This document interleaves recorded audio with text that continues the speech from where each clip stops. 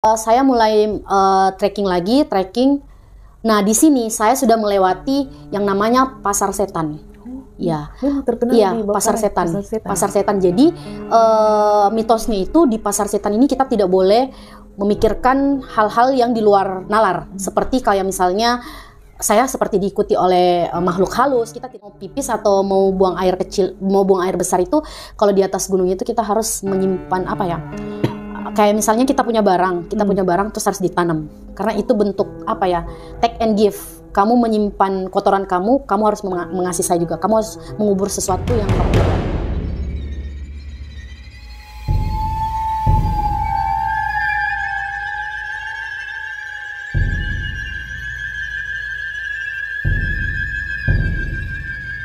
Assalamualaikum warahmatullahi wabarakatuh.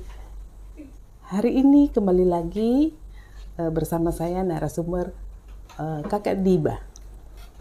Beliau akan bercerita tentang pendakian di anak gunung Bawah Karaeng. Ceritanya mistis. Nah, sekarang kita temui Kakak Diba. Halo, Assalamualaikum. Halo, waalaikumsalam. Cerita apa hari ini? Kenalkan saya Farah Diba Nurul.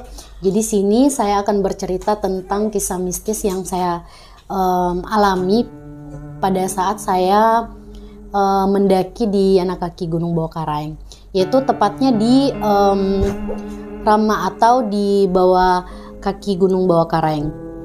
Jadi awal mulanya itu saya memulai pendakian bersama teman saya, ada sekitar 20 orang.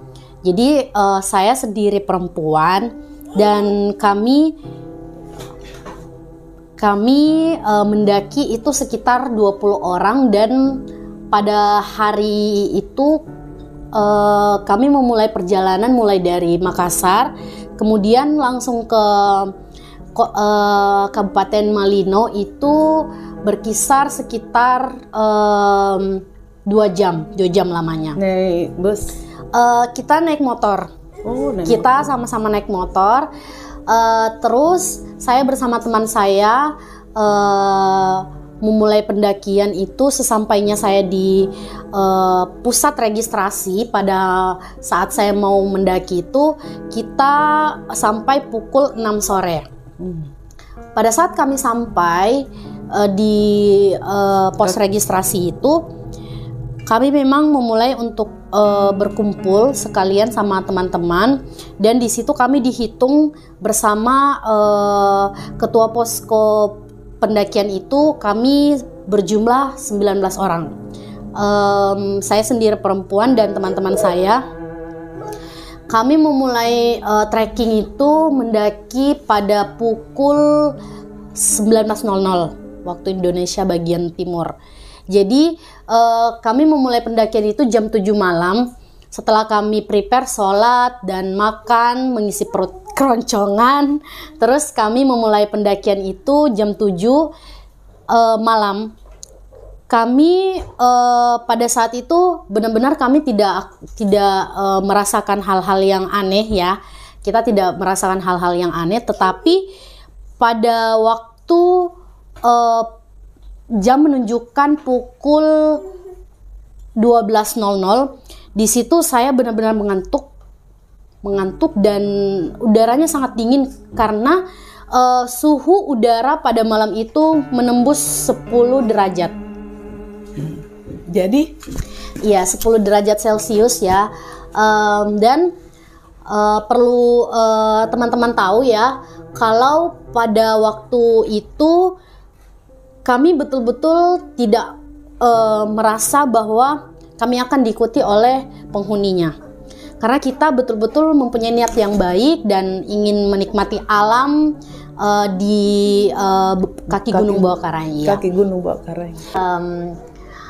Terus sampainya kami di pos 2 itu jam menunjukkan pukul 12.00 waktu Indonesia bagian timur, dan di situ saya sudah mulai merasakan betapa dinginnya udara pada malam hari itu. Betul-betul sangat-sangat dingin karena saya memakai jaket yang tidak begitu tebal karena saya tidak begitu memikirkan pada malam itu suhu yang betul-betul menembus sampai 10 derajat Celcius. Nah, sesampainya kami di pos 3 itu, saya terjatuh di sungai 4 dan ke dalamnya itu tidak begitu dalam, tapi betul-betul saya waktu lutut. itu sampai lutut. Dinginnya minta ampun itu airnya. Saya seperti saya seperti ada didorong, bukan didorong ya, tapi kayak beban di sini. Di pundak. Iya, di pundak. Terus saya tidak mau bilang sama teman saya, terus saya bilang bisa kita break dulu, berdoa, minum. Pas jam 2 dini hari itu kita lanjut lagi karena lumayan lama breaknya. Abis itu saya mulai trekking. Nah, di sini saya sudah melewati yang namanya Pasar Setan. Ya, terkenal iya, di Pasar Setan. Jadi mitosnya itu di Pasar Setan ini kita tidak boleh memikirkan hal-hal yang di luar nalar. Seperti kayak misalnya saya seperti diikuti oleh makhluk halus, kita tidak boleh memikirkan itu. Karena kenapa? Kalau kita memikirkan itu, pasti dia akan muncul di hadapan kita. Terus tiba-tiba kami ber-19 orang ini jalan melewati Pasar Setan itu, tapi tidak ada orang. Posisi besok itu adalah 17 Agustus. Tapi kami heran, kok kenapa tumben-tumbenan waktu itu kami melewati Pasar Setan itu betul-betul sepi banget. Karena apa ya? Bulu kuduku tuh merinding, kita merinding semuanya. Kita membaca surah-surah, ayat-ayat. Terus waktu itu disinilah terjadi hal mistis yang saya alami. Pada waktu itu kami tidak mengetahui ada jalur-jalurnya karena betul-betul tidak ada penanda, petunjuk. Pada saat kami melalui Pasar Setan itu, kami betul-betul tidak sadarkan diri. Pun saya yang sebagai leader itu di depan, saya tidak sadarkan diri. Ternyata kami sudah dibawa dekat jurang. Astagfirullahaladzim banget. Karena pas kami mau sampai di tebing jurang itu, alhamdulillahnya kita ketemu sama 2 orang pendaki lawas yang lumayan jauh bedanya umurnya sama kita. Terus dia bilang, kenapa Dek? Kenapa mau ke jurang? Ini kan jurang. Kita dari ambil air minum. Astagfirullahaladzim. Terus kita di situ udah sadar semua. Astagfirullahaladzim. Kenapa? Saya bilang, saya tadi ikut ada perempuan panjang, ciri-cirinya itu rambutnya panjang. Itu namanya noni-noni Belanda. Semuanya tahu mitos tentang di Gunung Bawah Karang itu ada merinding. Ada memang kisah mitos pada tahun 1970-an itu ada seorang noni-noni Belanda yang arwahnya gentayangan di situ. Ternyata itu yang saya ikuti. Dan betul-betul wallah benar-benar saya tidak sadarkan diri bersama teman-teman saya hampir jatuh ke dalam jurang itu. Di situ kami sangat bersyukur menemui 2 orang laki-laki ini yang sehabis dari mengambil air minum, dia bilang ke saya, Dek, kalau misalnya kamu nggak tahu, kalian harus tinggal dulu, menunggu pendaki yang lain, terus kalian ngikut di belakangnya. Saya bilang, oh iya, makasih banyak ya Kak. Kalau mungkin nggak ada kakak, mungkin saya dan teman-teman saya nggak tahu lagi kenapa. Betul-betul di situ saya mengikuti, jelas banget di situ bajunya tuh baju apa ya, kayak terusan yang zaman-zaman Belanda itu, yang ada ininya noni-noni Belanda, terus begini, rambutnya panjang, ikal, terus pirang, warnanya tuh warna coklat. Di situ kami betul-betul sadar dan sempat kami berdoa dulu, menetralisirkan perasaan, bagaimana caranya untuk kita bisa sampai di puncak ini dengan selamat karena memang pada waktu saya mendaki itu dua minggu sebelumnya ada orang pendaki 3 orang yang tewas karena mengikuti itu, karena diikuti sama noni-noni Belanda itu. For your information guys, jadi pada waktu saya mendaki itu memang bulan purnama, dan pada bulan purnama itu si noni-noni Belanda ini pasti muncul. Pada bulan purnama terus ada anjing yang menggonggong, terus anginnya kencang sekali, dan memang pada saat itu saya belum mengetahui banyak ya tentang si penghuni ini yang di pos 4, karena saya kira itu cuman mitos belaka. Ternyata memang betul. Dan saya mengalami itu. Saya betul-betul diperlihatkan wujudnya seperti apa, dan kalaupun saya tidak bisa mengingat yang lain, pasti saya sudah dibawa ke jurang bersama teman-teman saya. Ya, singkat cerita, pada waktu itu kami melanjutkan perjalanan sekitar 2,5 jam lagi, ya, sehingga saya sampai di tempat camping itu betul-betul di situ kami kami mendapatkan hal-hal mistis lainnya. Kita sudah memasang tenda, terus kita masuk badai. Semuanya tidak ada yang tersisa.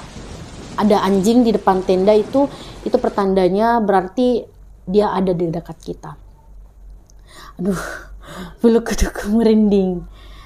Terus pada saat itu saya kebelet pipis, dan ya mau gimana lagi, kita harus, kalau misalnya kita mau pipis atau mau buang air kecil, mau buang air besar itu, kalau di atas gunung itu kita harus menyimpan kayak misalnya kita punya barang terus harus ditanam, karena itu bentuk take and give. Kamu menyimpan kotoran kamu harus mengasihi saya juga, kamu harus mengubur sesuatu yang kamu bawa. Jadi pada saat itu saya menguburkan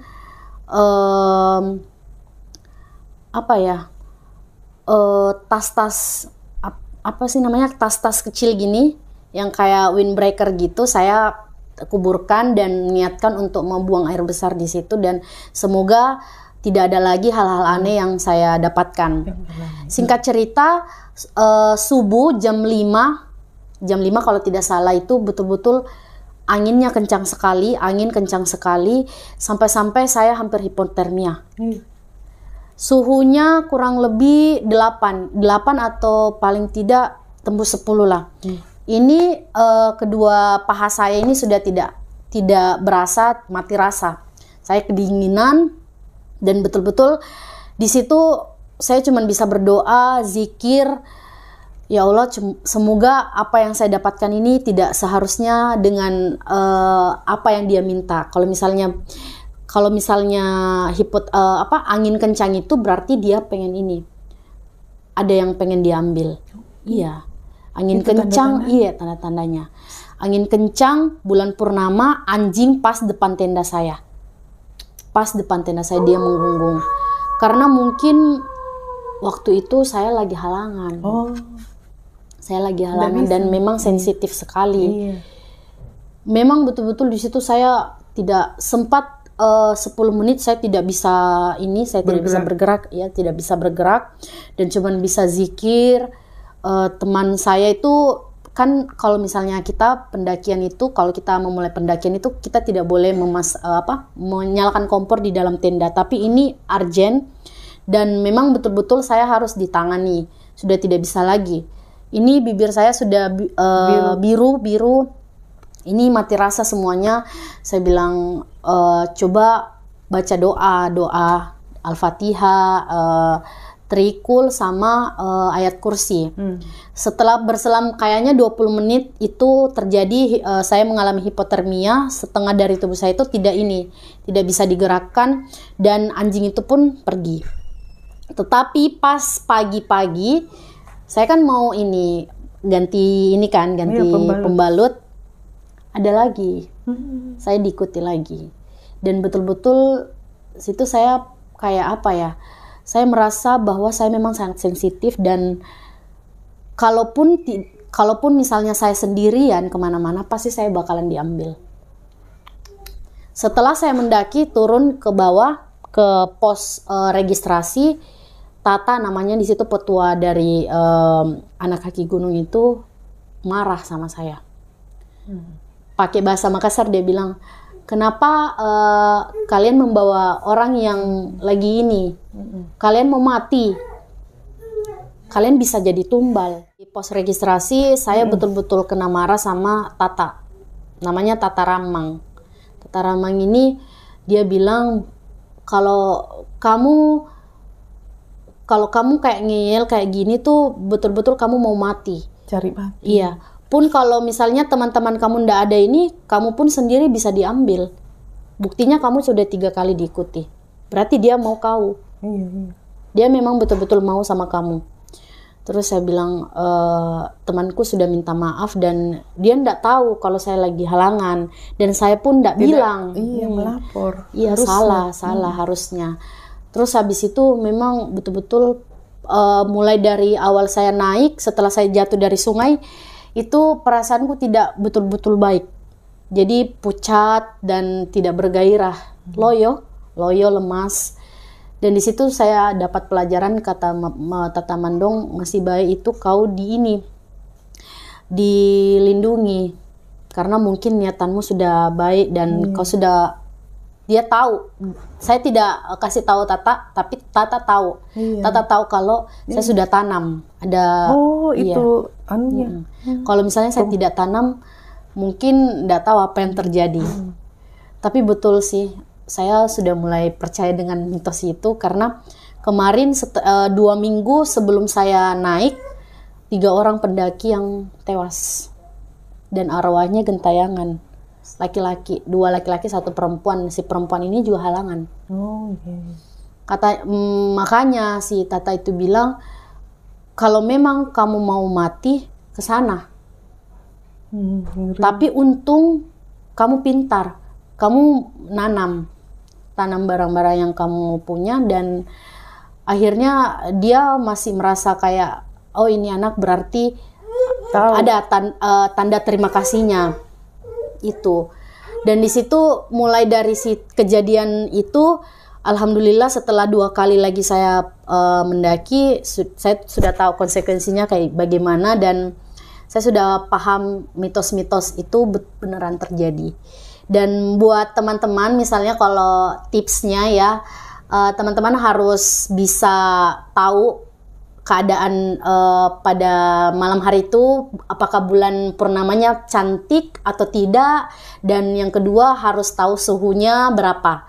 Jadi sebelum pendakian misalnya teman-teman ada baiknya untuk melihat besok suhunya berapa dan bagaimana keadaan anginnya kayak bagaimana. Harus lihat info BMKG kalau boleh Ski. Mungkin itu ya dari saya. Ada pertanyaan lain? Apa dia? Oh, pada saat naik itu tidak melapor kalau lagi berhalangan. Tidak berlapor. Tapi padahal itu pantangan. Bahaya sekali sih. Itu salah satu larangannya itu tidak boleh sama sekali yang halangan, tidak boleh sama sekali. Tapi saya waktu itu sudah ada di tempat dan mau sekali naik puncak 17 Agustus. Jadi sempat naik ke summit Kak, ke atas. Iya, summit Kak, ke atas. Jadi nginap di sana? Ya, nginap. Kalau summitnya enggak nginap. Di yang di pos 7 kita nginap semua. Pas pagi jam 6 kita summit, kata sampai jam 10 pagi. Sebentar, cuma sebentar. Sebentar. Kalau di perjalanan kita di sana 3 hari. 3 hari perjalanan. 3 hari jauh sekali. Itu dan betul-betul berapa MPDL kah itu? MDPL 3.000. 3.000 lebih, iya. Ya lumayan juga. Lumayan. Pas saya mendaki di gunung ini Bulu Saraung kemarin juga, di situ bedanya dia di sana sama yang di Malino. Dia di sana kebanyakan kayak hewan-hewan aneh. Seperti kayak pernah saya lihat satu kali itu kayak anjing tapi kepalanya bukan kepala anjing. Manusia? Bukan manusia juga tapi kayak apa ya, mau dibilang parakang bukan, tapi kayak aneh, penuh darah. Lalu jadi-jadian gitu. Iya, iya. Jadi banyak hal-hal mistis lah. Jadi pasti para pendaki di luar sana pun pernah merasakan apa yang saya rasa. Jadi sebaiknya harus mempersiapkan diri, mental, kesehatan paling perlu. Dan tips dari saya yang cewek-cewek harus perhatikan. Jangan menentang keadaan kalau misalnya lagi dapet, nggak boleh naik. Karena sangat-sangat berbahaya dan pantangannya itu nyawanya bisa melayang. Mungkin itu dari saya. Terima kasih buat Tante Ani untuk menjadikan saya narasumber pada malam hari ini, malam Jumat lagi, dan pas juga kita lagi ngomongin tentang horor-horor. Semoga teman-teman suka ya dan support terus channelnya Ian Sutriani. Bye-bye. Teman-teman, terima kasih. Semoga bermanfaat cerita ini. Sampai jumpa di konten-konten berikutnya. Assalamualaikum warahmatullahi wabarakatuh.